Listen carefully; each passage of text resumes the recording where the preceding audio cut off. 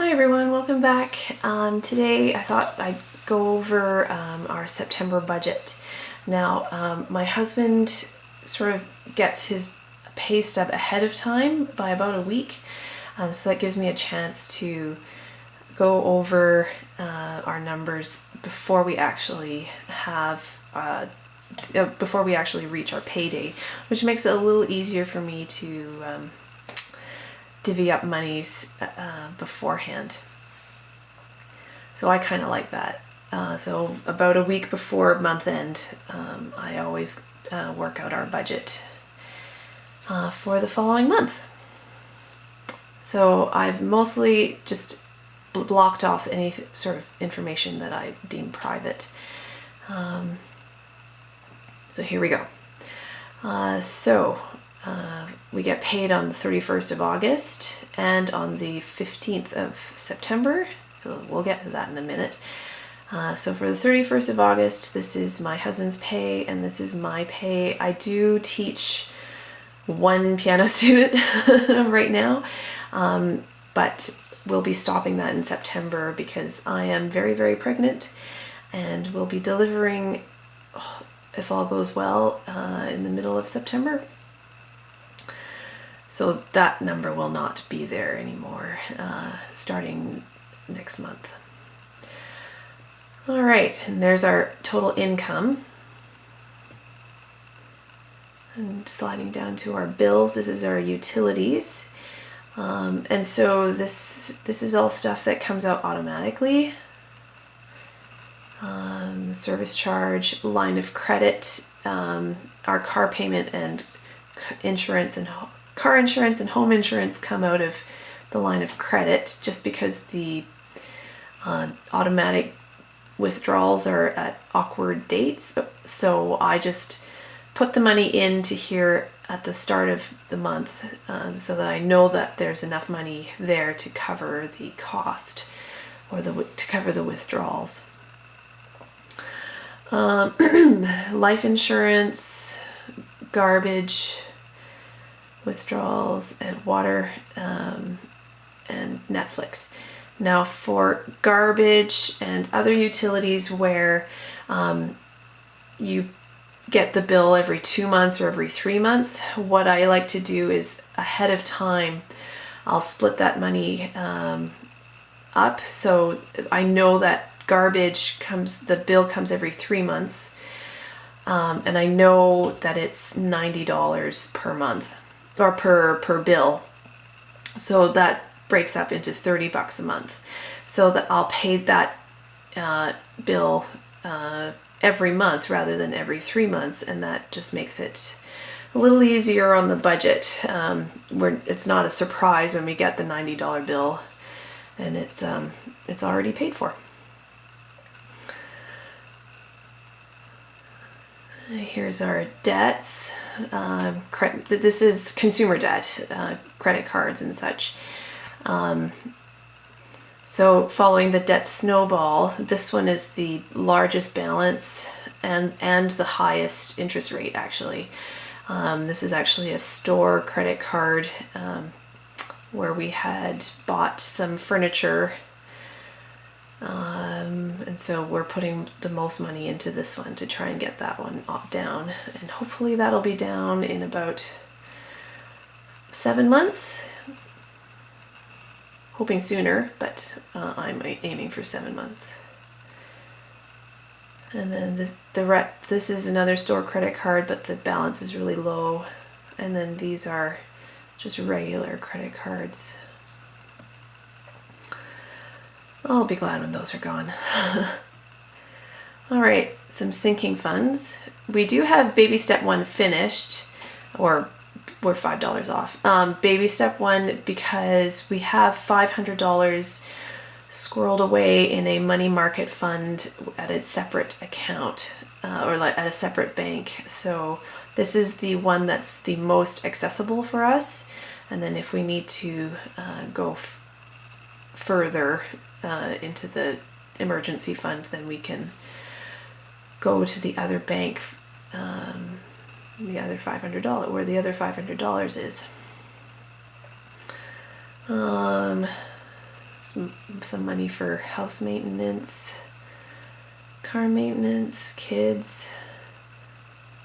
I would like one day for us to be able to put some money away for just our own sort of wants, but that hasn't been the case as yet.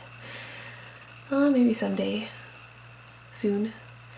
There's our dog and Christmas fund. Now the Christmas fund is a new item on the budget that I've decided to put in. So it'll be a modest Christmas, but a happy one nonetheless, because we love Christmas. All right, and then here is our cash envelopes. Oops, I should change that to September. That's not August, that's September.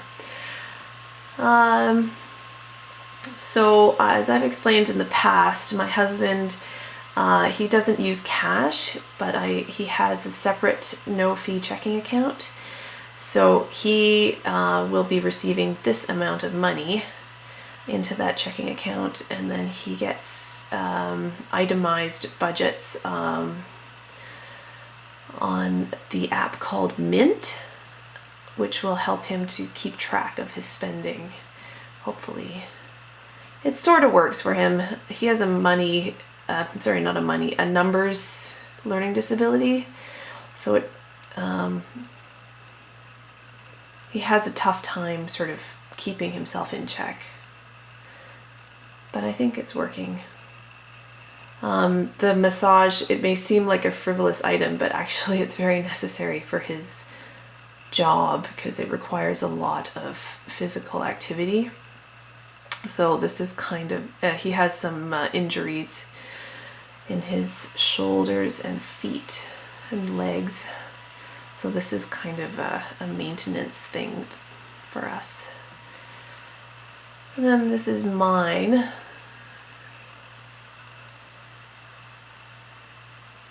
The photographer is a one-time thing. I've been saving up for a little bit. It's because of the newborn and my daughter turning 2 at about the same time, and my in-laws are in town. I thought it would be a nice treat to have some nice pictures taken of the whole family together and to commemorate the events. All right, so that's my budget for the first 15 days of September. So added up, we have all the bills. I should change these dates, goodness. So all the bills for this first half is here and expenses, and then subtract that from the income, and we have this amount left over. Now it's this amount is intentional because, let's see if I can change this up here. Let's change columns because we will have a shortfall in this part of the month. So there's our income again for the second half. The line of credit, now here's some more bills. You can see these are all utilities and mortgage. The hydro, BC Hydro, is actually not that high during the summer, but I'm overpaying my electricity bill during the summer months so as to offset the extremely expensive winter months. Because we have baseboard heating, and there's the way the house is built, we don't actually have any ductwork for a furnace. So every room is electrically heated, which causes the bill to skyrocket. So this is sort of my way to help the expenses be a little less shocking when we get to the winter months. Everything else is pretty well self-explanatory. I hate that my cell phone bill is this expensive. but we're kind of contracted in at the moment, so when our contract is done, I'll look around again for a better deal. This is just our cell phones. It's kind of sad. St. Barnabas is the church we go to, so that's our monthly tithe. And then our cash envelopes get replenished during this time by a little bit.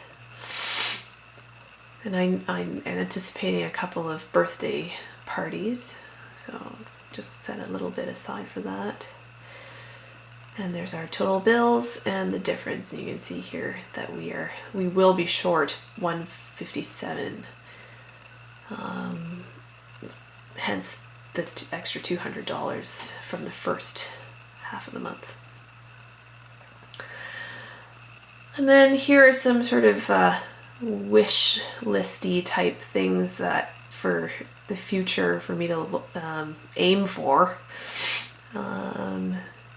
I would like to one day be able to just save up and pay the car insurance in one lump sum every year. And the same with our property tax. We would like to be able to purchase new winter tires this year for the van, and one day some new summer tires for the SUV. So, and that, if, you know, in a perfect world, that would all come to $8,000. But this is sort of a wish list thing. Anyway, that's the budget for this month. Thanks for watching, and we'll talk to you guys soon. Bye.